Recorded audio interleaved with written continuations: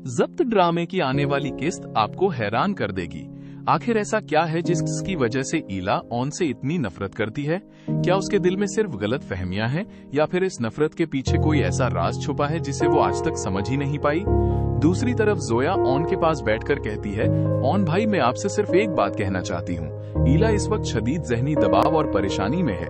वो गुस्से में बहुत सी ऐसी बातें कह देती है जिनका मतलब वो दिल से नहीं लेती, इसलिए प्लीज इसकी बातों का बुरा मत मानिएगा। इस पर ऑन हल्की सी मुस्कुराहट के साथ जवाब देता है, अगर मैं ईला की हर बात दिल पर लेने लगूं तो हमारा रिश्ता चंद घंटों में ही खत्म हो जाएगा।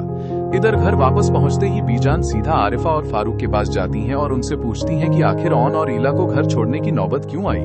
अब देखना ये होगा कि क्या रमला की नई चाल कामयाब हो जाएगी या किस्मत कोई ऐसा मोड़ ले आएगी कि आरिफा खुद ही रमला और शामी की सारी साजिश सुन ले और उनका पूरा खेल वहीं खत्म हो जाए। आपके ख्याल में आगे क्या होने वाला है? अपनी राय कमेंट्स में जरूर बताएं। अगर वीडियो पसंद आए तो लाइक करें, चैनल को सब्सक्राइब करें और बेल आइकन जरूर दबाएं ताकि आने वाली हर नई वीडियो सबसे पहले आप तक पहुंचे।